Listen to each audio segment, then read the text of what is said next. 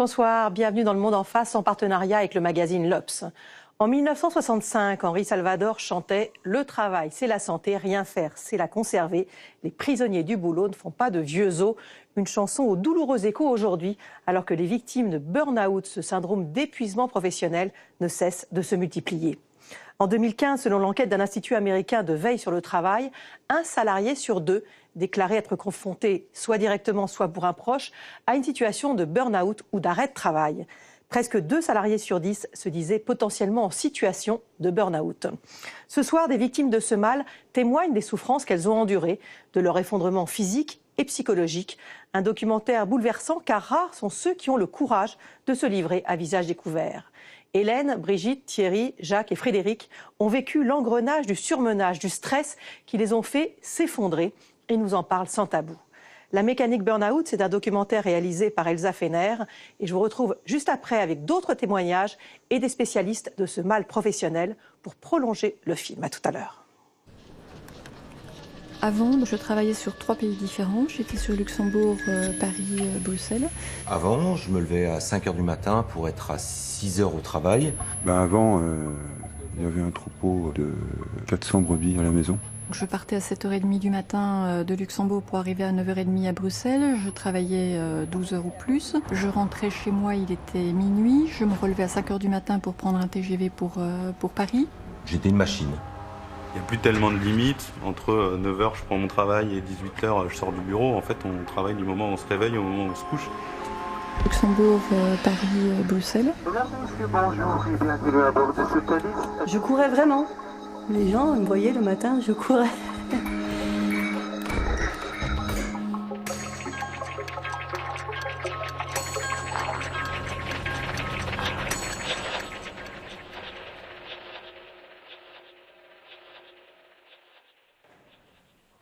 C'est l'histoire d'une société qui s'accélère.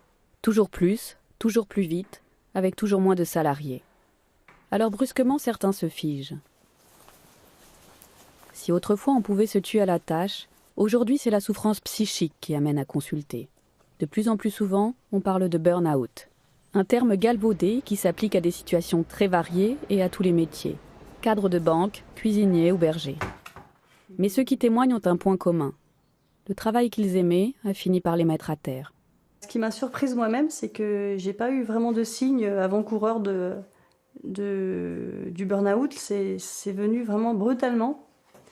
Même à la rigueur physiquement, j'avais même pas remarqué que j'étais fatiguée alors que quand je suis allée voir le médecin, j'avais 8 de tension. Donc quand même, c'est pas beaucoup. Je me rendais bien compte que je commençais à dysfonctionner parce que j'avais j'ai eu des tas de symptômes physiques qui sont apparus, des douleurs intestinales de plus en plus violentes, des pertes de mémoire, des pertes de vision, des pertes d'audition. Enfin, je veux dire, à la fin, je me souvenais même plus du prénom de la personne qui était assise au bureau à côté de moi, quoi. Donc, je savais bien que j'allais pas bien. Et les derniers services que j'ai faits, j'étais tellement fatigué et en doute de moi-même que j'étais pris de tremblement pendant le service et du coup, j'étais pas crédible vis-à-vis des gens que je commandais. Vous avez un chef qui dirige une brigade, vous êtes comme ça, c'est pas crédible. Ne serait-ce que même physiquement, et puis je me revois aller au boulot le matin en chialant. Tu sais qu'il faut que tu ailles, mais t'as tout sauf envie d'y aller, quoi. Mais t'as pas le droit de pas y aller. Parce que les bestioles, elles t'ont rien demandé. Ils n'ont rien vu venir. Rien de comparable ne leur est jamais arrivé. Au contraire, ce sont souvent des piliers dans leur entreprise, ceux sur qui on peut compter. Longtemps, ils ont dit « c'est dur, mais je tiens ». Et pour moi, le burn-out, ça ne devrait pas se traduire par les mots de épuisement professionnel. Pour moi, c'est un effondrement professionnel. Parce que épuisé professionnellement, lorsque vous l'êtes, vous vous reposez 1 mois, 2 mois, 3 mois, bon, vous retournez au boulot, ça va. Mais pas du tout. Les gens qui disent avoir un burn-out, ils ont beau se reposer 1 an, 2 ans, 3 ans, c'est ce que j'ai vu, ils retournent devant les grilles de leur entreprise, ils ont des malaises. Donc c'est pas uniquement un épuisement, c'est un effondrement, c'est une remise en question tellement importante de soi, de la confiance qu'on peut avoir en soi, de ce qu'on représente, de la valeur qu'on a, personnelle. Elle est tellement violente qu'on ne peut plus retourner au travail. Au départ, c'était un terme qui a été inventé à propos de gens qui sont des aidants, des gens qui aident. Alors c'est essentiellement les professions sociales, les professions psy, qui se donnent beaucoup en général, et puis qui ne retrouvaient pas de retour suffisant. Ils ne se sentaient pas reconnus par les gens qui les aidaient. Et au bout d'un moment, ils devenaient hyperactifs. C'est-à-dire, ils en faisaient de plus en plus. Et puis à un moment, ils se consument comme une chandelle, d'où le terme burn-out. J'ai perdu plus de 15 kilos, 18 kilos je crois en 2 mois. Je suis passé de 73 kilos à 56 ou 55. Moi, je sais que ça m'est arrivé des fois de rester 3 jours sans bouffer. Et c'est rentré là et c'est sorti directement là. De ce coup, j'ai eu un grand blanc. Comme un bruit blanc de téléviseur dans la tête, une espèce de bourdonnement dans les oreilles. C'est pas difficile, vous ne savez plus où vous êtes. Parce que je tremblais. J'ai l'impression de commencer le marathon. Parce que je ne dormais plus. J'étais en train de me faire dévorer. Parce que je ne mangeais plus. J'étais enterrée vivante sous la moquette du bureau. Une espèce de sommeil en pointillé. Des cauchemars sans arrêt. Je suis droit dans le mur. Et le mur, je l'ai pris pleine poire.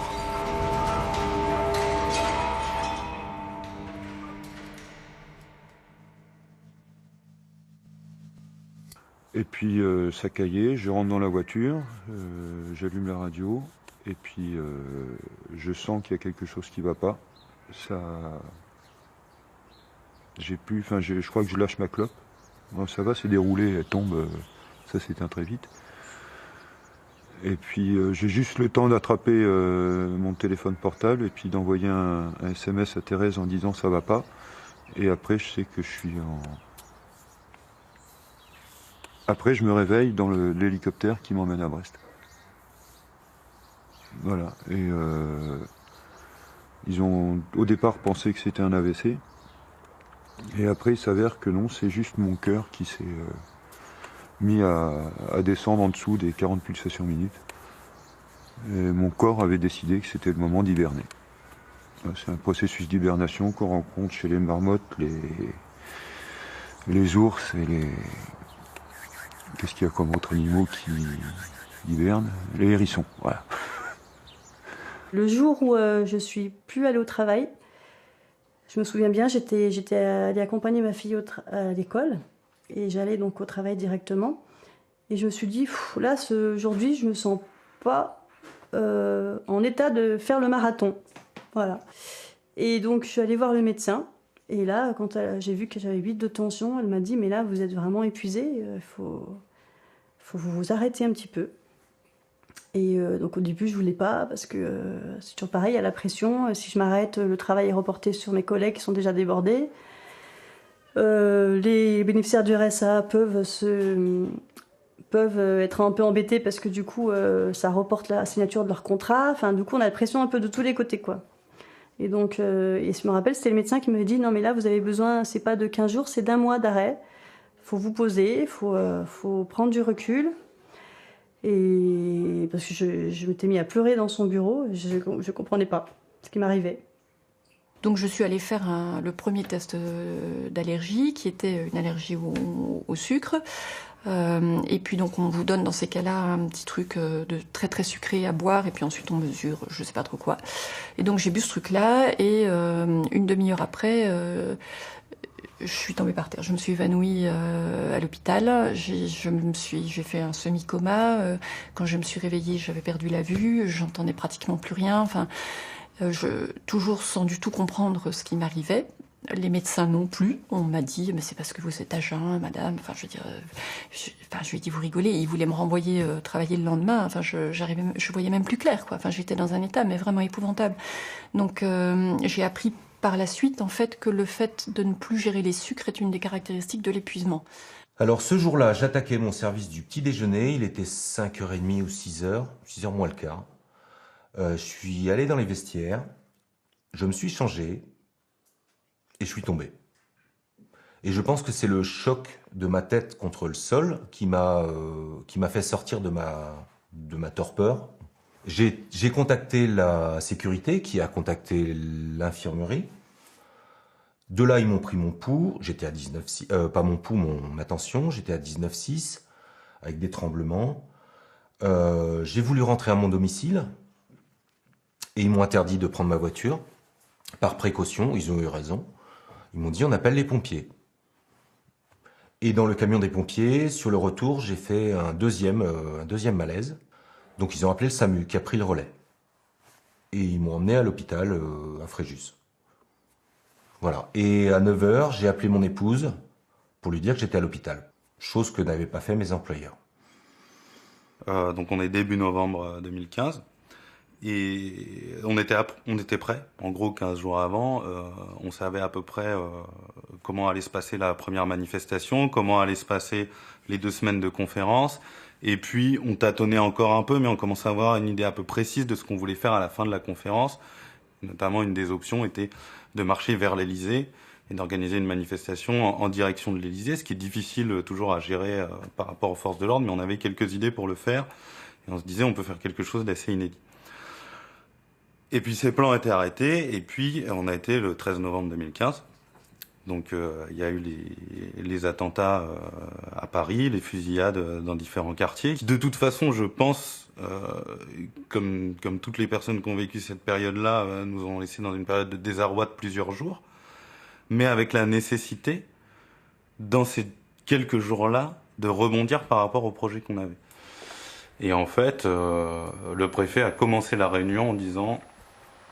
D'ores et déjà, avant même qu'on commence à discuter, je préfère vous prévenir que tout sera interdit.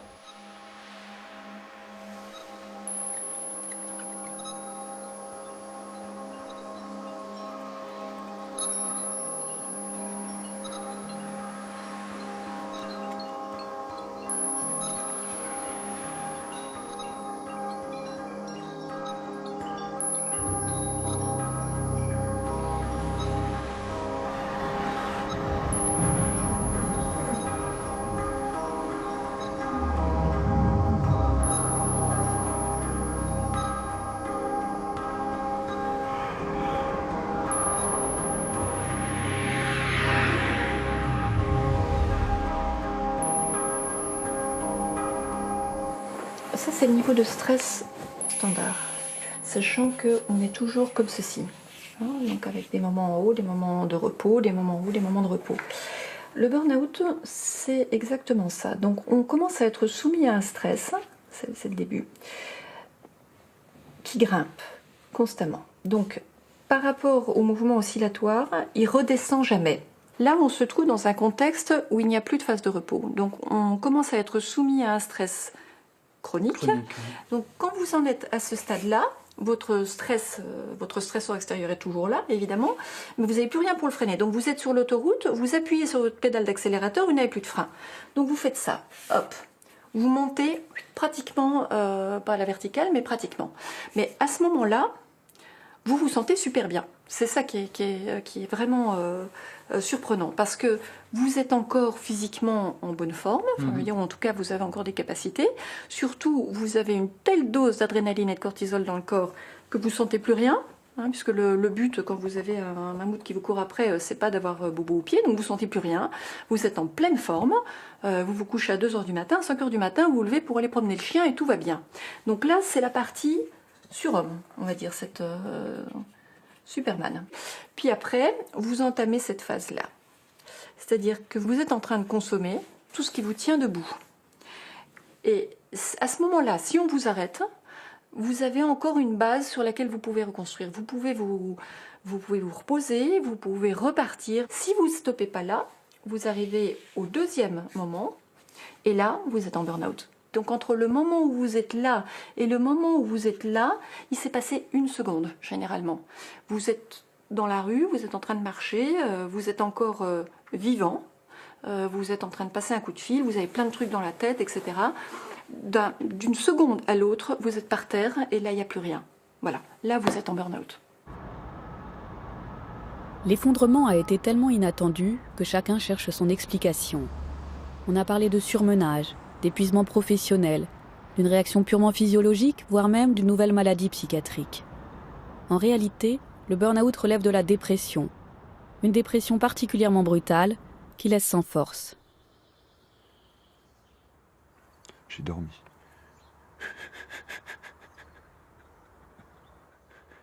J'ai dormi. J'ai dormi, ils ont débranché toutes les alarmes. Parce que les moniteurs et les monitorings, ils sont réglés en dessous de 50 pulsations minute, ils se mettent en alarme. Et voilà, donc quand ils se sont aperçus qu'il n'y avait aucune dangerosité du fait que je descende, ils m'ont laissé descendre. Et j'ai passé énormément de temps à dormir. À le jour qu'on suivit à l'hôpital en cardiologie, beaucoup de sommeil, un appétit d'ogre, ce qui fait que les repas d'hôpitaux, ça suffisait pas. Je demandais du pain, des trucs qui... Et donc mon épouse a fini par, au bout du 2e jour, me semble-t-il, par me ramener plein de trucs, des choses dont j'avais envie. Et donc je bouffais comme une porcasse. J'ai beaucoup dormi, j'ai beaucoup mangé pendant 3 jours, parce que j'en avais besoin. Et j'étais à l'hôpital, mais heureux. Une espèce de délivrance, en fait. Donc ça, je peux finir de me préparer la salade là, pour ce soir. Sauf que je trouve plus la planche. Et je vais cuire la viande. Non, c'est moi qui mets pour cuire qui... la viande.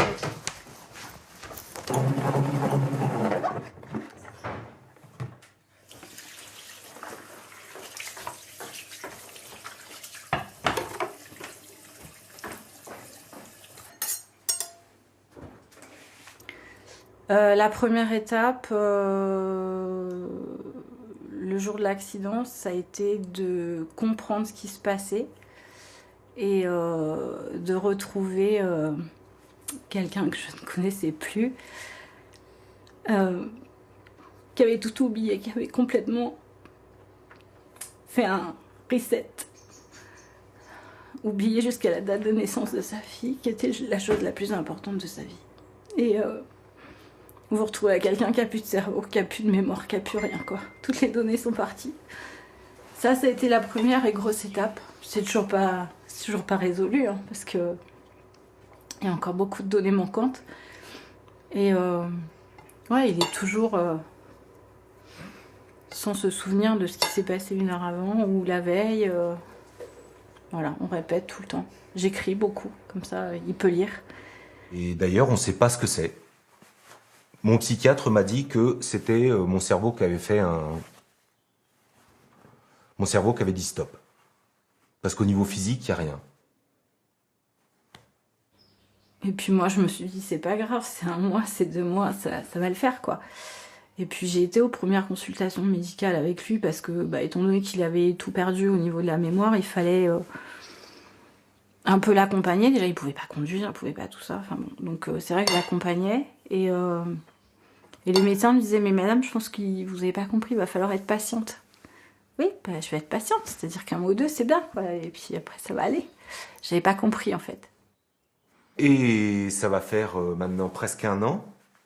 Rien que de voir le panneau de l'établissement me donne la boule au ventre. Et ma boîte à couteaux est toujours là-bas.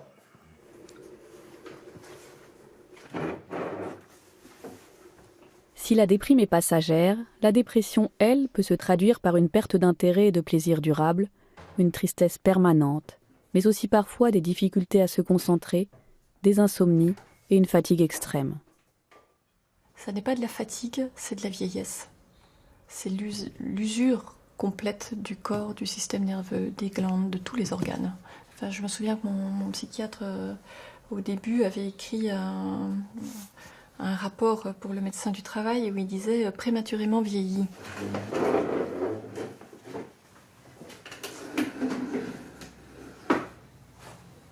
Les sentiments dépressifs correspondent à quelque chose qui est profondément humain. Ce qui est, à savoir, le vide sur lequel on est construit. C'est-à-dire, tout le monde sait que, un beau jour, on ne sera plus là. Et ça se traduirait par, je dirais, l'angoisse existentielle. Et on sait qu'elle existe. On ne veut pas trop le savoir. Donc on s'agite, on crée des relations, on s'inscrit dans des courants, pour ne pas connaître ce fait. Mais il y a des circonstances où tout à coup, vos supports de sentiment d'exister, par exemple, vous appuyez beaucoup sur votre conjoint, ou sur votre identité professionnelle, ou sur votre identité confessionnelle, puis tout à coup, ça marche plus. Et vous vous trouvez face à quoi? Face au vide. Mais c'est normal, c'est pas une pathologie. Vous savez, la question, c'est pas tellement pourquoi les gens se suicident, c'est pourquoi on se suicide pas plus. J'avais eu une arme, mon troupeau a été plusieurs fois l'objet d'attaques de chiens, et donc je m'étais armé.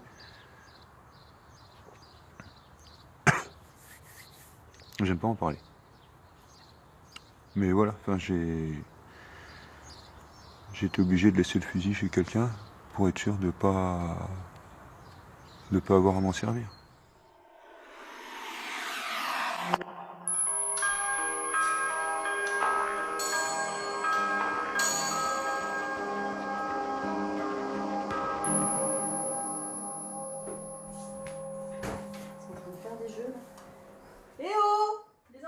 La souffrance psychique au travail est devenue une préoccupation depuis les suicides chez France Télécom.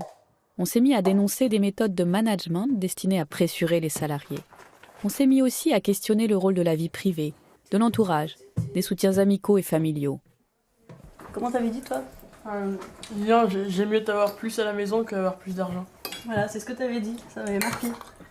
Parce que ton travail, c'est que tu prends tous les problèmes des gens et tu essaies de trouver une solution.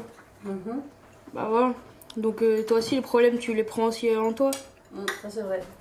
Ça, c'est le problème du social. Et toi, en fait, c'était au début que t'aimais ton boulot, et après, au fur et à mesure, j'ai remarqué petit à petit, t'en étais dégoûté. Et maintenant, vous voyez une différence ou pas? Moi, j'en ai une aussi. C'est surtout l'alimentation aussi. Tu faisais pas trop attention avant. Alors maintenant, tu fais souvent du bio et tout. Ouais, c'est vrai. Bon, tu fais beaucoup de légumes, c'est pour ça, c'est chiant. Alors, ma Dottie, on va montrer la papate. Scusami.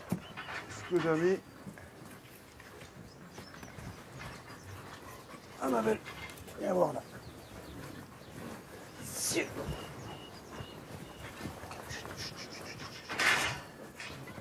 Toutes les personnes rencontrées ont finalement des points communs, malgré la variété de leur parcours et de leurs origines sociales. Existe-t-il donc un profil de salarié plus exposé? Le salarié modèle, trop gentil, trop dévoué, dur au mal et prêt au sacrifice. Une chose est sûre, c'est une histoire qui avait bien commencé.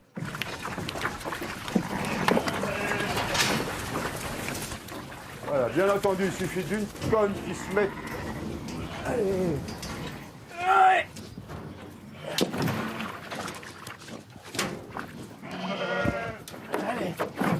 Parce que tu as l'image bucolique du berger en montagne. Le mec qui regarde tranquillement son troupeau comme ça, qui pèse dans la pente. Il a le bouquin, il a le bâton, il caresse ses chiens. Voilà, ça. Donc ça, c'est une image que les gens voient quand ils vont en montagne. Mais les gens, quand ils vont en montagne, c'est qu'il fait beau. Et les 3 semaines de flotte que tu t'es pris sur la gueule, là, tu n'avais personne pour te voir. Donc quand tu tapes 3 semaines à marcher 45 km par jour, et puis que le premier jour il fait beau, les brebis ne bougent pas, bah, tu n'as qu'une seule envie, c'est pas bouger. Et c'est là que les touristes arrivent et ils te voient, tu ne bouges pas. Ils disent, ça y est, vous faites un beau métier. Et en plus, vous êtes payé. Oui, madame, merci.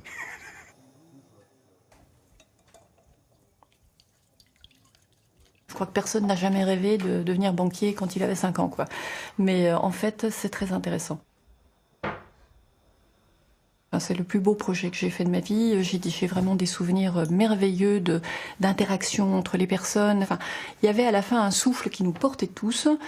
C'était passionnant. Ça a été une expérience humaine géniale de réussir à fédérer tous ces gens, à les faire fonctionner ensemble dans le dépassement et dans la joie.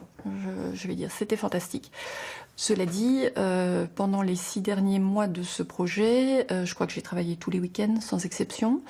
Quand on a finalisé le projet, donc je crois qu'on a dormi 3 heures en 3 jours. Et en tout, on a dû dormir 20 heures en 10 jours. C'est-à-dire que j'ai jamais été patron, j'ai toujours été employé, mais j'ai toujours fait en sorte que, en tant que responsable de cuisine, j'ai toujours fait en sorte que ça fonctionne comme si c'était ma maison, ma boîte, mon bébé. Et ce qu'il ne faut pas négliger, c'est que dans les facteurs d'émergence de l'épuisement professionnel, il y a l'exposition au stress chronique et il y a l'amour de l'activité. Ça, c'est un point qu'on néglige parfois. L'amour de l'activité, c'est ce qu'on appellerait l'investissement au travail. C'est-à-dire que ce sont des individus qui aiment leur activité et quand on pose le mot « aimer son travail », ça veut dire qu'il y a un lien affectif. Dans mon éducation, il y a un côté un petit peu pervers en ce qui concerne le travail. C'est-à-dire que quelqu'un qui ne travaille pas, c'est un feignant. C'est la raison pour laquelle je n'ai jamais été en arrêt de travail. C'est la raison pour laquelle je n'ai jamais été au chômage. Et j'ai été éduqué comme ça. C'est-à-dire qu'on ne s'arrête pas de travailler. On ne s'arrête pas. Voilà. Et que ce soit le paysan du Léon ou l'éleveur de vaches dans le Limousin ou le berger en estive, ça ne se fait pas de s'arrêter. C'était pour les faibles, ça n'arrivait qu'aux autres. Ça ne pouvait pas m'arriver à moi. Moi, je tenais. Quelle que soit la circonstance, je tenais. C'était pour ça qu'on m'employait. J'étais une machine de guerre, comme on disait, donc j'étais quelqu'un qui n'avait aucune faiblesse. Quand on travaille chez Greenpeace, on a l'impression qu'on est là pour sauver la planète. Et en fait, c'est quand même une charge psychologique forte, que tout le monde vit plus ou moins bien. Et peut-être aussi qui est dû à un surplus d'ego, très certainement chez un certain nombre d'entre nous. Maintenant, moi, en tant qu'adulte, je m'imagine pas arriver et dire bon, alors je fais cette mission d'1 an, mais alors par contre, je vous préviens, je travaille pas le week-end, je travaille pas le soir. C'est pas possible, en fait. Ça ne marche pas comme ça n'est pas possible. Et surtout, je pense que, comme y compris les professionnels, ils s'attendent à autre chose du milieu associatif, ça les surprend d'autant plus d'entendre ce que tu racontes. Et en fait, moi, je me souviens 1 ou 2 fois d'avoir vu dans le regard des gens en face, non mais oui, c'est normal, c'est sérieux en fait ce qui se passe chez vous et c'est pas complètement normal et c'est surprenant et c'est étonnant et c'est scandaleux à certains titres. Après, il y a aussi le fait qu'en réalité, quand tu travailles sur, je sais pas comment le formuler, mais à défendre des valeurs de justice sociale, je vois pas comment tu peux te préserver en faisant ça. Parce qu'en réalité, t'es un espèce de Don Quichotte, sauf à être complètement cynique. Et tu défends des choses qui sont en contradiction complète avec ce que tu vis au quotidien et tu t'essaies d'avancer des choses qui sont minimes par rapport au monde de merde qui t'entoure, pour le dire très bêtement, tout simplement.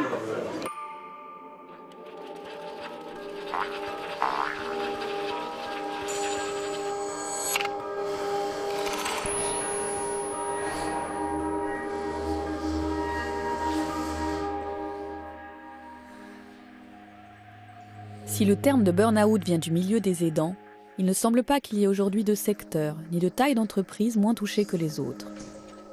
Les salariés investis sont sans doute les plus concernés.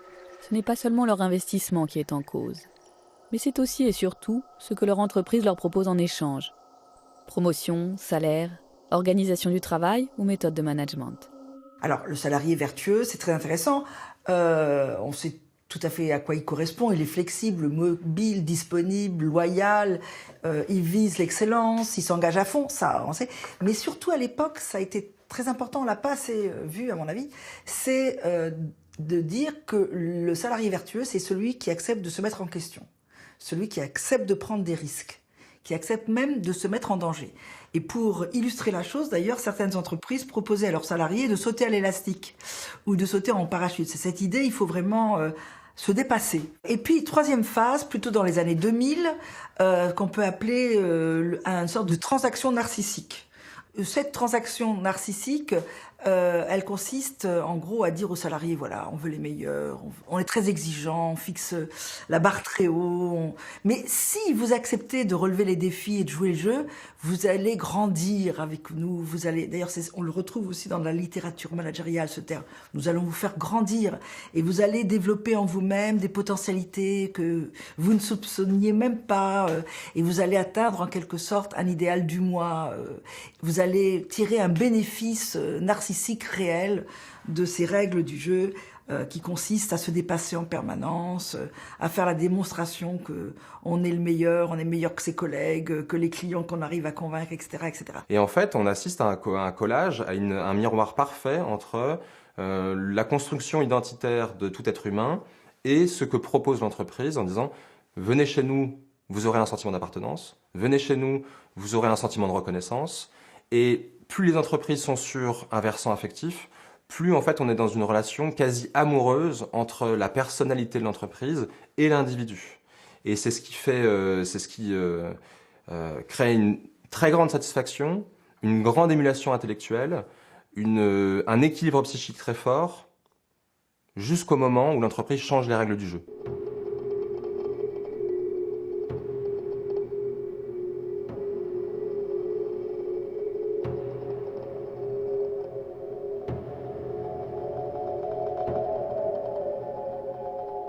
D'une part, j'avais plein de contingences extérieures qui pesaient sur mon travail et qui m'empêchaient de le faire. Parce que les projets de manifestation étaient annulés, parce que la préfecture nous mettait des contraintes hyper importantes, parce que le stress dans lequel on vivait tous suite aux attentats rendait nos discussions difficiles. Et en plus, en interne, j'avais ce que j'ai appelé avec eux le syndrome de la porte fermée, c'est-à-dire qu'ils s'étaient mis à prendre les décisions sans m'associer à la discussion. Et puis bon, il faut dire aussi qu'à la fin, je travaillais pour des projets d'outsourcing, c'est-à-dire d'envoyer des départements en Asie, enfin en Inde ou ailleurs. Et donc, éthiquement, ça me correspondait pas vraiment. Donc, ça me correspondait même pas du tout, on va dire très clairement. Et donc, j'avais un gros problème d'éthique par rapport à mon travail et un gros problème de sens. Suite à ce changement d'enseigne, on a senti vraiment un détachement vis-à-vis du personnel et le fait qu'on était plus des machines et des numéros et des robots qu'il n'y avait rien d'humain, quoi. Et quand on tombe sur une personne qui profite du fait que vous soyez gentil, dispo et non regardant des horaires, je suis tombé sur une personne qui a profité de cette situation-là et qui, de par le fait, m'a chargé et rechargé et surchargé sans aucune reconnaissance par rapport à mon travail. Et c'est même le contraire, c'est que pour profiter de moi, il a fait en sorte de me faire douter de mes compétences professionnelles. Eh bien, donc au bout de à peu près 7 ans de travail, les départements ont perdu des financements de l'État dans le cadre du RSA. Et donc, ils ont fait appel au Fonds social européen. Donc, comme on avait 2 financeurs, c'était un peu compliqué. Et en fait, surtout au niveau le logiciel lui-même n'était pas adapté. On avait gardé l'ancien logiciel qui n'était pas adapté du coup aux nouveaux financeurs. Donc c'était tout un bricolage qu'il fallait faire. Et surtout, les directives de saisie, elles changeaient en plus. Donc, c'était pas très au point. Donc, souvent, on passait des réunions entières, en fait. Avant, on pouvait quand même parler des situations, des personnes, du marché du travail, des actions. Et là, on passait des réunions entières. On a passé 1 an, comme ça, à faire des réunions entières sur les directives de saisie du Fonds social européen, sur comment saisir, comment justifier, en fait. On rend l'expérience et les compétences des salariés obsolètes par la pratique du changement permanent. On restructure les services, les départements sans cesse. On recompose les métiers sans arrêt. On change les logiciels. On impose des mobilités systématiques. On impose des déménagements. On externalise, on réinternalise. Bref, on crée un mouvement perpétuel qui brouille tous les repères et qui fait que toute l'expérience constituée auparavant ne sert plus à rien. Si un salarié, un bon professionnel veut dire son mot sur son travail et dire « moi je sais que », on va dire « oui, mais ça c'était pour il y a 2-3 ans, maintenant tout a changé ». Donc tiens-toi bien aux règles et aux procédures qu'on t'a préparées qui vont être d'une grande aide pour toi et puis ça ira parce que là tu ne peux plus travailler comme avant, tout a changé. Et c'est une logique qui est véritablement stratégique pour faire en sorte que les salariés ne puissent pas s'opposer, ne puissent pas résister à ces nouvelles manières de travailler qui ont été concoctées par des cabinets d'experts et soient obligés de se conformer strictement à la manière dont on veut qu'ils travaillent, parce que c'est ça qui reste l'enjeu fondamental de la mise au travail capitaliste, c'est parvenir à imposer à des gens qui sont des vrais professionnels de travailler selon des modalités qu'on va leur imposer.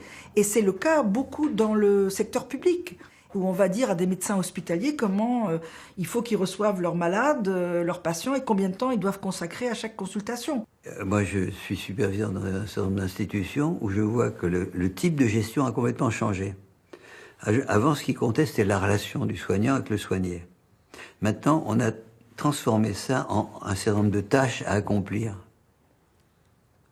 Et donc, si c'est des tâches, elles peuvent être accomplies par n'importe qui, c'est-à-dire c'est une négation de la relation. Et la personne à qui on fait ça, comment pensez-vous qu'elle se sent? J'ai l'impression d'être un peu une technicienne. Et c'est pas possible avec des êtres humains. On peut pas, dans un accompagnement, un travail d'accompagnement, on peut pas être technicien. C'est pas possible. Mais en même temps, tu lâchais ni sur les stats, ni sur les gens en premier lieu, et pas les stats. Moi, j'avais lâché. Enfin, je faisais. C'est vrai que j'essayais d'être super réglo là-dessus, parce que c'était pour l'équipe, quoi. Ouais. C'était vraiment, c'est dur, quoi, à supporter. Et puis t'as les gens en face et qui te demandent un peu des comptes, quoi, qui te disent, bah oui, vous servez à quoi, en gros? Et effectivement, c'est une bonne question, moi, des fois. Ah bah, c'est clair. Il fallait sans arrêt justifier de tout, quoi. Justifier d'un travail que tu n'as plus le temps de faire parce qu'il faut que tu justifies. Exactement. C'est la rationalité économique. Et moi, je te vois dans ton bureau tout le temps avec une tonne de papier comme ça, à continuer, à pas prendre le temps, voilà, de juste qu'on ait le temps de discuter avant de commencer la réunion. Le marathon, c'était ça.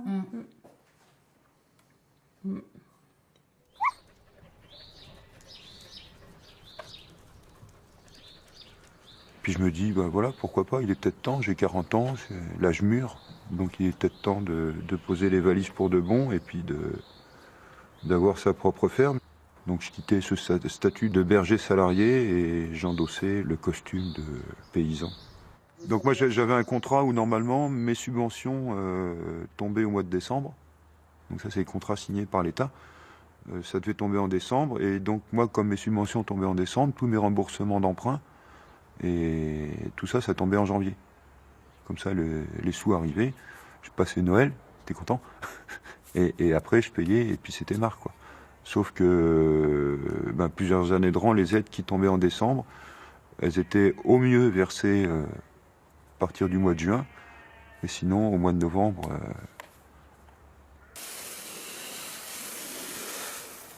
Et avec des céréales qui sont passées de 120, 130 euros la tonne à 300 euros la tonne. Et quand tu as des bestioles qui sont fermées, que tu es obligé d'acheter pour bouffer, voilà. Faro, viens. Dudu, souche. Faro, viens. Faro, viens. Gauche. Regarde, gauche. Gauche. Regarde, gauche.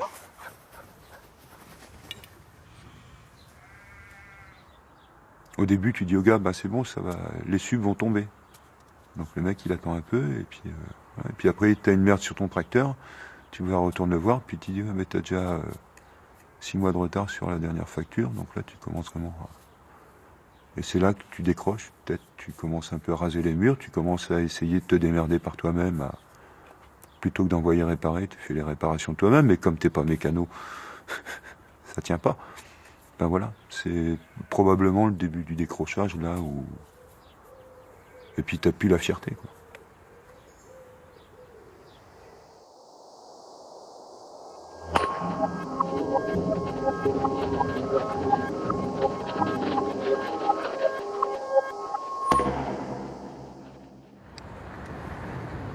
Il y a 50 ans, le travail n'était pourtant pas de tout repos. Certes, il s'est intensifié.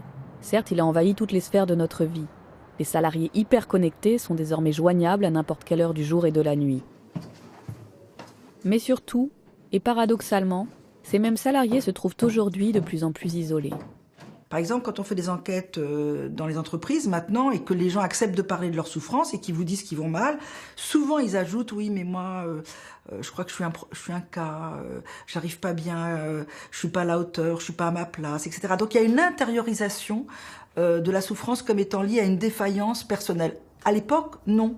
À l'époque, c'était l'idée, c'est dégueulasse, il faut se mobiliser, on va se syndiquer encore plus, on va faire des grèves, on va peser sur le contremaître, on va lui faire comprendre qu'il peut pas tout nous imposer, etc.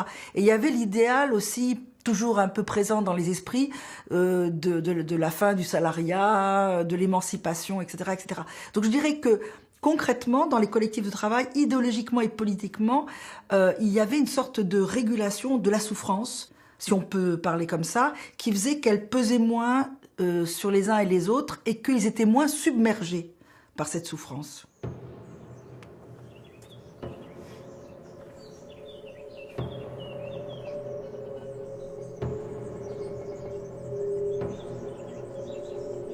Je vous avouerai que mon arrêt de travail, je le vis pas spécialement bien parce que je me sens un peu inutile vis-à-vis de la société, vis-à-vis aussi de mon ménage. J'en souffre. C'est pas de gaieté de cœur. Et je sais pas si ça a été complètement pris en compte puisque quelques mois après, j'ai aussi décidé de quitter Greenpeace pour travailler dans une autre association. Et en partie parce que ces nouvelles procédures m'inquiétaient. J'étais arrivé dans une association où on me donnait beaucoup d'autonomie et beaucoup de responsabilités. Et puis j'étais maintenant dans une association où j'avais toujours beaucoup de responsabilités, mais de moins en moins d'autonomie. Alors, mon troupeau a été revendu, mon matériel a été revendu, et ceux qui ont racheté le troupeau et le matériel ont repris mes terres en fermage. Donc, la structure que j'ai créée, c'est pas dissoute. Ce qui m'aurait vraiment fait mal, c'est de voir que ce soit repris par quelques voisins coureurs de terre qui seraient empressés de tout, moi j'appelle ça saccager pour mettre du maïs, ou que ça retourne à l'agriculture très très intensive. Non, la vallée est protégée. Voilà. Donc j'ai repris le poste de Brigitte environ 6 mois après son départ. Et donc moi je suis resté en fonction pendant environ un an et demi. Et puis après, en effet, je suis tombé, on va dire, à mon tour. Voilà. Et ce qui était magnifique, c'est que pendant cette période-là, moi j'étais déjà tombée. Oui, voilà. tu Moi tenais, j'avais claqué complètement. Un an avant toi, à peu près.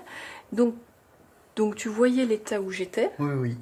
Et en fait, malgré tout, je veux dire, heureusement, du coup, tu as réussi à t'arrêter. Oui. Juste à temps. Juste à temps. Voilà, donc quand j'ai rencontré pour la deuxième fois la médecin du travail, au bout du 2e mois d'arrêt, donc j'ai expliqué qu'il n'y avait pas de possibilité d'aménager le poste. Et voilà, même de passer à mi-temps, etc., que c'était pas possible. Donc du coup, c'est là qu'elle m'a parlé de l'inaptitude au poste. Donc elle a quand même pris des gants pour me le dire, parce que quand même, le mot inapte, c'est un petit peu particulier. On se le prend bien dans la figure. Et voilà, parce que ça veut dire que voilà, on a fait ça pendant 9 ans, puis d'un seul coup, du jour au lendemain, on n'est plus capable de faire ce travail-là. Et là, c'était fantastique. Donc, on avait déjà trouvé les termes de l'accord, il fallait plus que je signe le contrat. Il m'avait reçu dans le hall en bas. Il n'y avait personne pour mon départ, alors que j'avais travaillé plus de 10 ans dans cette boîte-là. Il y a juste une secrétaire qui m'a donné le truc à signer. Et c'était fini.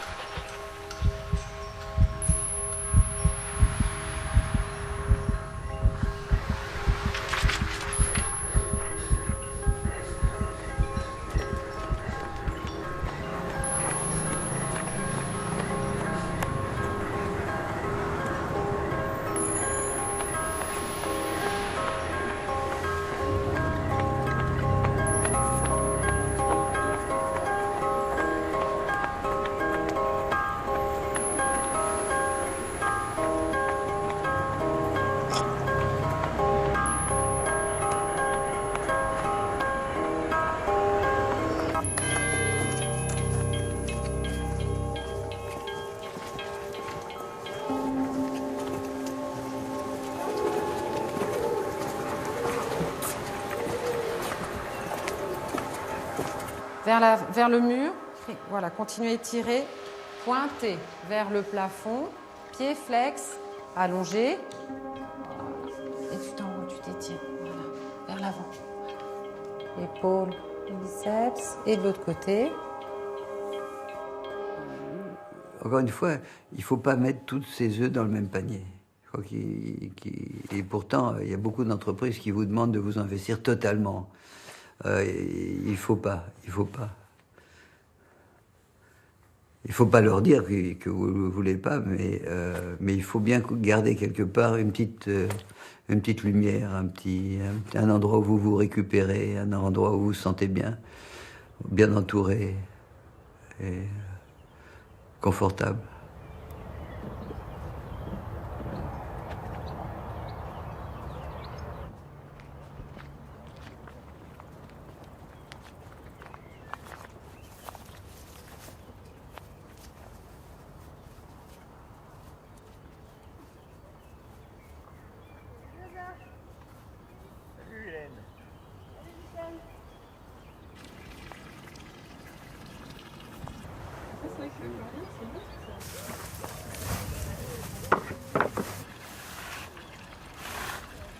En fait, c'est un couple de propriétaires et qui nous ont dit qu'ils avaient un grand jardin et qu'ils avaient envie de le partager avec d'autres personnes.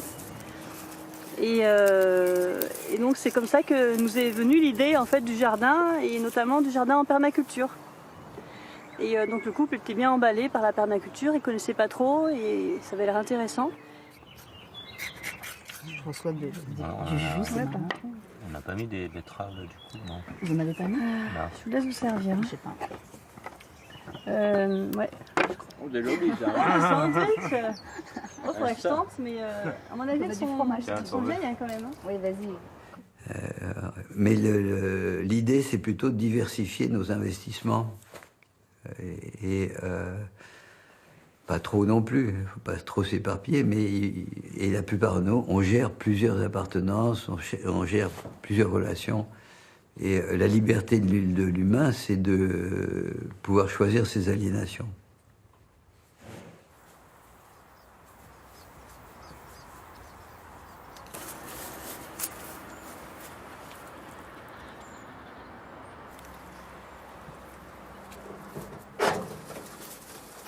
Quand j'étais minot, des voitures comme ça, c'était mon terrain de jeu. Je jouais à la bagnole, au cascadeur, machin. Et on conduisait et puis on faisait comme papa.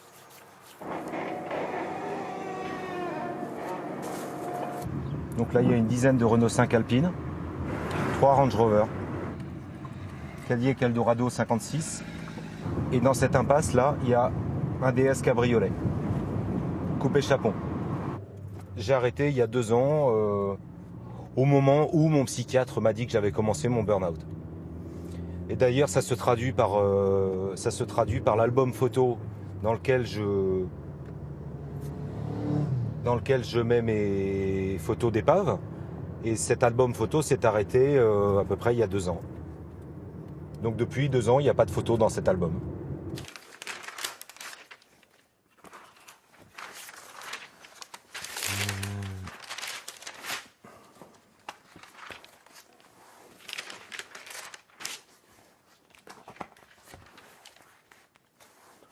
La fameuse 2 chevaux, elle est en noir et blanc et elle est beaucoup plus fraîche que maintenant.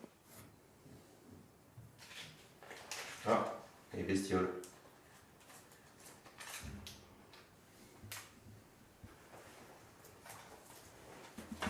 Je travaille toute la journée, donc tu récupères ta fille à 12h40 à la réunion. Je l'emmène demain matin. Bah, non. Ah, c'est toi qui Je travaille, donc je l'emmène. Tu la récupères à 12h40. Tu partes à 12h30, c'est bon. Oui, bah oui. Je te le marque ou... Non, c'est bon. Là, le repas de 13 à 14h. de 13 à 14h, je vais t'écrire quoi? Je sais pas là pour l'instant, il faut que je réfléchisse. Et à 14h, 14h05, vous partez de la maison pour aller à la danse. C'est bon? Oui. Je te mets le papier là. Voilà. Et je m'en occupe demain matin, c'est bon. D'accord. C'est moi. Tu veux du pain? Il y a un tout petit bout, hein. Tu fais griller ou pas? Non, merci. La lente et difficile reconstruction de soi passe aussi par l'entourage. Il est cependant des blessures qui risquent de s'installer durablement. Enfin, à peu près depuis cette période, j'ai beaucoup plus de mal à supporter les sifflements, les gens qui sifflent dans la rue ou les gens qui se mettent à siffler, etc. Et ça me provoque vraiment une réaction nerveuse importante, quoi. Ça m'énerve, ça m'agace, ça me fait sursauter. Mais en termes de crispation, moi j'aurais le bruit du Thalys. Le bruit du Thalys.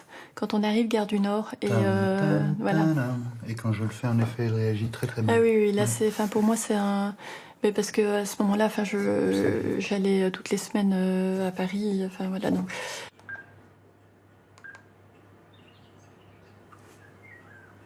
J'ai oublié son numéro.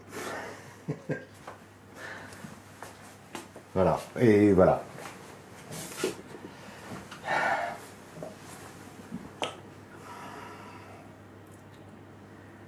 Voilà, c'est une des parties de la maladie. Ce numéro, je le connais par cœur. Donc là, j'ai eu un moment de...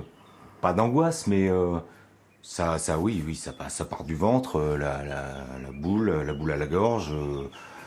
Et puis le psoriasis qui revient, la transpiration, des grosses transpirations. C'est une forme de panique, en fait.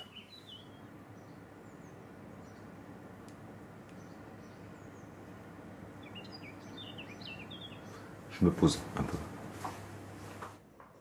Je peux fermer les yeux?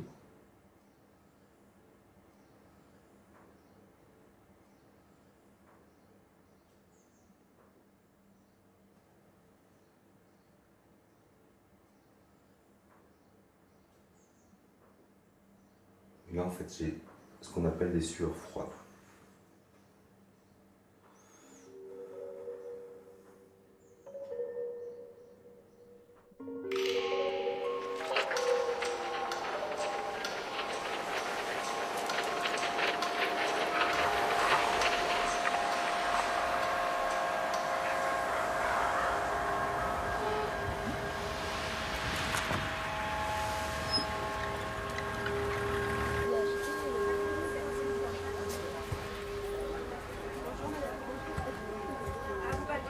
Et puis c'est bien d'avoir des troquets avec Internet parce que j'ai pas la maison. Ah, c'est bien le wifi, hein. De ne pas avoir Internet à la maison, justement, c'est de m'obliger à sortir de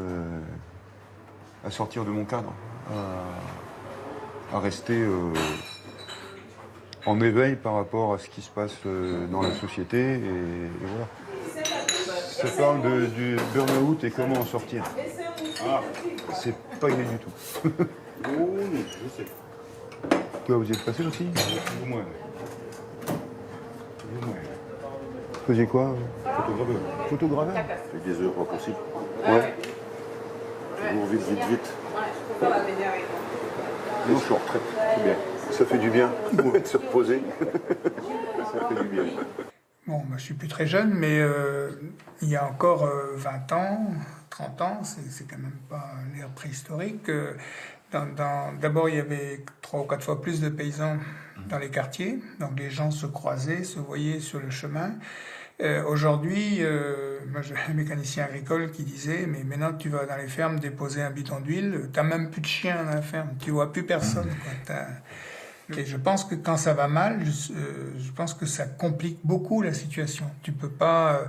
la petite discussion derrière le talus, comme on dit, tiens, on s'arrête, on va taper la discute. Ben, d'abord, il n'y en a pas beaucoup. Il a plus le temps parce que il a pris les fermes des 2 ou 3 qui ont arrêté avant lui et il est tout seul dans son quartier, quoi. Et au niveau moral, t'as réussi à reprendre le dessus assez facilement? Ouais. Ouais. Disons, à partir du moment où j'ai compris que, en restant tout seul dans son coin, tu fais rien d'autre que de ruminer et puis de tourner en rond. Donc ouais, j'ai été bien accompagné. J'ai commencé pendant 2 ans, j'ai suivi une psychanalyse très intensive au départ, à 2 séances par semaine et c'est pareil, non remboursé par la Sécu. C'est comme ça. Mais voilà, à un moment, il a fallu se prendre en main et savoir bien s'entourer. Tant qu'on est en rage, on n'est pas déprimé. Le contraire de la dépression, c'est pas un état normal. On essaie absolument de rendre les gens normaux. D'abord, qu'est-ce que c'est que d'être normal? Déjà, c'est un problème. Mais ça veut dire pas embêtant, quoi. Or, le contraire de la déprime, c'est la rage. Ça ne veut pas dire que les gens doivent forcément assassiner leur patron, des choses comme ça. Je ne suis pas en faveur de ce genre de mesures extrêmes. Mais quand même que les gens puissent percevoir qu'ils ont le droit. On a le droit d'être en rage, on a le droit de le ressentir.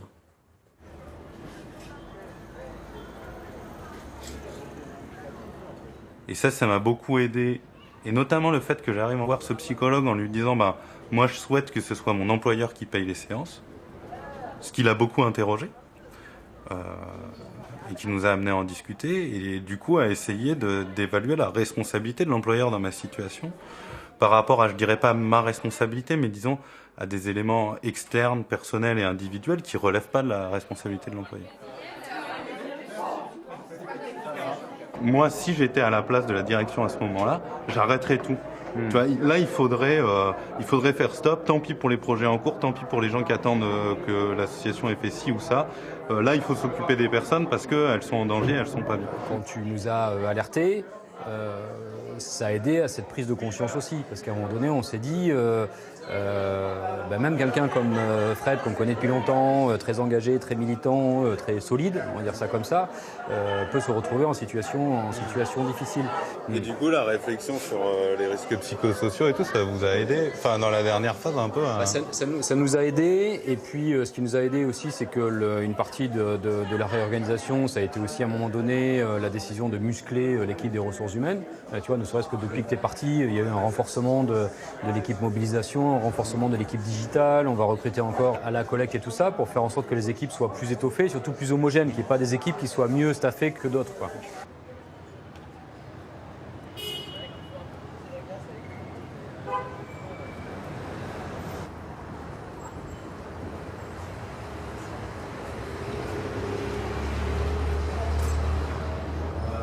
Pour la permanence, au bout du hall sur la gauche. Moi, ce que je me pose beaucoup comme question dans des associations où le travail, il est, j'ai envie de dire, par nature très stressant, c'est est-ce qu'on peut toujours empêcher la surcharge ou est-ce qu'il ne faut pas aussi, des fois, avoir des fusibles ou en tout cas des procédures d'urgence parce que on est dans des métiers où peut-être on n'arrivera pas à empêcher que ça arrive. Et du coup, dans ce cas-là, il faut pouvoir réagir rapidement quand les gens commencent vraiment à aller mal, quoi. Oui, mais alors justement, ça c'est la question intéressante. C'est d'évaluer le risque a priori. Ouais. Ce qui est quand même l'obligation des employeurs maintenant, de protéger la santé physique et mentale des salariés, de prendre toutes les mesures nécessaires pour, dit le Code du travail. Et l'outil, c'est l'évaluation a priori des risques avec un document unique qui doit être mis à jour régulièrement. Là déjà ça c'est un élément très fort. Or il y a énormément de salariés qui ne savent pas que ça existe. Mais c'est pas facile. Moi je sais que du coup je fais un peu de permanence aussi syndicale et du coup quand les gens disent bon moi il faut que je parte, c'est plus possible, c'est de leur dire oui mais avant de partir faut essayer aussi de. Il y a des gens qui vont venir derrière. C'est-à-dire analyser les facteurs de risque psychosociaux. Et donc mettre en place toute une organisation qui évite ou qui limite ou qui alerte dès que ça commence à déborder tous les éléments comme la surcharge de travail, le stress émotionnel, la mauvaise organisation du travail, les mauvaises relations de travail, etc. C'est ça l'objectif. C'est ma belle-mère qui m'a gardé ça. Elle me disait, Laurent, c'est dans votre... Vous faites ça, la permanence. La question de reconnaître le burn-out comme maladie professionnelle a été posée. À l'heure actuelle, les salariés sont parfois déclarés inaptes, ce qui peut mener à un licenciement. Mais le recours à l'inaptitude dispense l'entreprise de questionner son organisation. Rien ne change et les employés défilent. Or, c'est bel et bien une question d'horaire, de répartition des tâches, de méthode de management qui amène celles et ceux qui ont tout misé sur le travail à s'effondrer.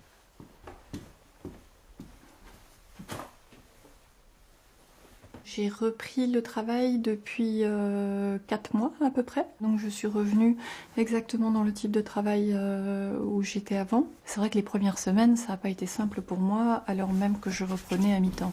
J'ai de nouveau des symptômes de stress que je n'avais plus depuis des mois. Donc je saigne de la bouche, j'ai des pertes de mémoire beaucoup plus fréquentes, ce genre de choses. Et en même temps, je sens que cette dynamique me redonne une énergie que je n'aurais pas retrouvée autrement. Donc je crois que c'est très important de réussir à reprendre parce que ça permet de sortir du trou, vraiment, de renouer des contacts, d'avoir la sensation qu'on fait partie de la vie de nouveau. Qu'on n'est pas à côté, dans les coulisses ou dans un endroit sombre, qu'on a réussi à réintégrer. Pour l'estime de soi, c'est super important. Par exemple, quand j'ai signé mon nouveau contrat de travail, et à un moment donné, il y avait une modalité sur la récupération du travail le week-end qui n'était pas claire. Donc j'ai demandé une clarification, on m'a donné une explication qui n'était pas satisfaisante. Donc j'aurais dit, moi en l'état, je ne signe pas un contrat de travail où je comprends pas vos modalités de récupération du travail le week-end. Donc ça me paraît extrêmement important, le droit à la déconnexion des gens, le droit également à avoir un horaire de travail qui soit effectivement l'horaire de travail qui est contractuel, ce qui n'est plus le cas, dans aucune entreprise. On sait bien qu'on signe un contrat de travail pour tant d'heures légalement autorisées dans le pays, ça dépend du pays, mais on sait aussi que la société en question s'attend en fonction de votre niveau à ce que vous fassiez 5 heures de plus, 10 heures de plus, 15 heures de plus, en fonction du statut, en fonction du niveau. Et ça fait partie non seulement de quelque chose qui est accepté par tout le monde, mais qui est intégré, qui est reconnu. C'est normal. On sait qu'on attend ça de vous.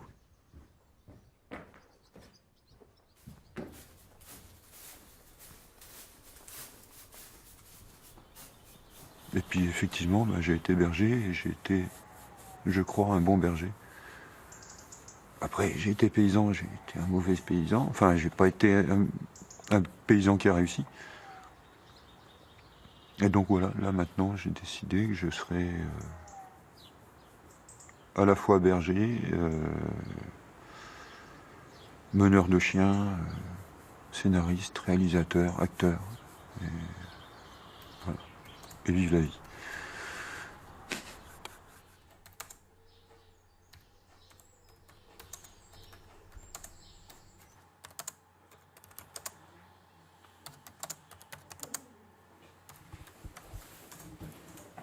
Mais après, je vois pas comment dire plus longuement le fait qu'il descend dans la fosse, il traverse, effectivement, il a du purin jusqu'à la poitrine et il va réussir à sauver sa chienne.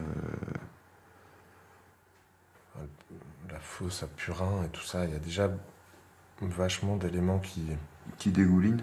Ouais, qui sont... C'est déjà dur, quoi. Ouais, c'est noir. Donc, est-ce que tu as vraiment besoin de rajouter cette couche-là, quoi? Ça finira donc jamais. Et là, donc, je vais à Brest retrouver une équipe de tournage d'un court-métrage dans lequel j'ai eu l'honneur de faire une silhouette en décembre dernier. Guy, avec tes hernies, c'est pas avec tes vieux os que tu vas changer le fût à la cave non plus. Ah bon, et c'est à qui de le faire alors? T'insinues quoi? Parce que tu crois que mes vieux os, moi, à force, ils sont pas déjà périmés? Toi, t'es là toute la journée vissé sur ton tabouret à picoler, t'es qui pour me faire la leçon? Mais Pouchou, on reste correct avec les clients quand même. Mais quel client? De qui on parle là, papa? Sérieusement? De Marcel? De Corinne? d'Alain? C'est la dinette ici, c'est tous les jours la même gueule, merde! Je suis arrivée à expiration avant terme! Tu vois, j'ai de l'arthrose, en fait, je suis tellement vieille que je suis déjà ménopausée! Et toi, papa, d'ailleurs, tu t'es déjà demandé si j'avais envie de faire autre chose? Alors, tu sais quoi, ton putain de fût, là? Tu vas te changer tout ça, tu te démerdes! Avec Dans la mer, comprenait pas qu'elle dépassait 35 heures. Donc elle a demandé à avoir 2 semaines... Par jour. Comment c'est possible de faire 35 heures par jour? Elle a demandé... Oui, là, je ne sais pas dire. Elle a demandé à avoir une double convention de stage. Elle a demandé parce qu'elle avait fait trop d'heures. L'anti-capucine, ça. Ah, laisse tomber, laisse tomber. Ah ouais. Non, puis je vais m'inscrire là au CAPES là, par le CNED, donc je vais commencer à préparer, donc voilà. Après, voilà, je fais pas rien, j'écris un livre, donc et ça me prend beaucoup de temps. Vous voyez comme vous travaillez beaucoup. Non mais en fait, ça me prend beaucoup de temps. Ouais. Un livre, si c'est pas indiscret, En fait, c'est un roman sociologique d'anticipation. C'est comme ça que je le déterminerai. Et du coup, ça me prend beaucoup de temps parce que je fais beaucoup de recherches en fait. Okay. Donc, du coup, ça me permet de continuer à faire ce que j'aime, faire de la recherche, mais du coup sous une forme romancée. La France sera jamais compétitive sur le plan des coûts salariaux. C'est pas là qu'on va gagner en se mettant en concurrence avec la Chine ou l'Inde. Par contre, sur l'inventivité, l'innovation, le renouvellement, la créativité, oui, on a des choses à apporter. Mais malheureusement, elles sont trop verrouillées, ces potentialités, parce que les salariés vont mal au travail. On les met dans des conditions qui les rendent malheureux. Le malheur n'est pas créatif.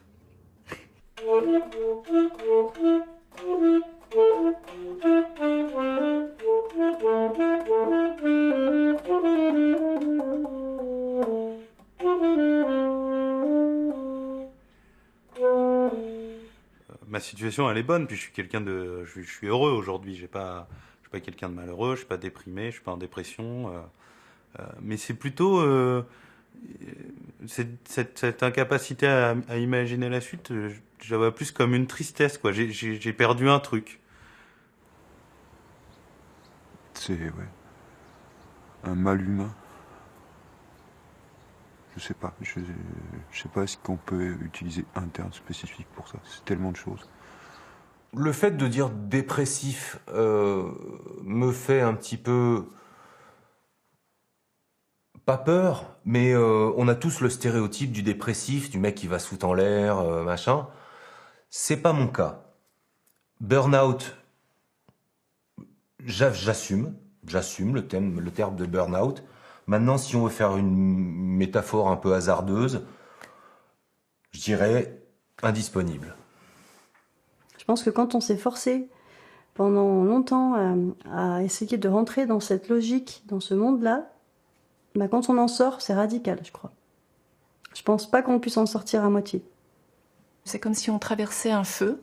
C'est vraiment ça, parce qu'on voit rien extérieurement, et à l'intérieur, on est dévasté. Enfin, je veux dire, on est dévasté. Mais quand on réussit à traverser, quand on réussit à faire les transformations internes nécessaires, à comprendre ce qui s'est passé, ce qui vous a amené là, c'est probablement ce qui me sera arrivé de plus important dans toute ma vie.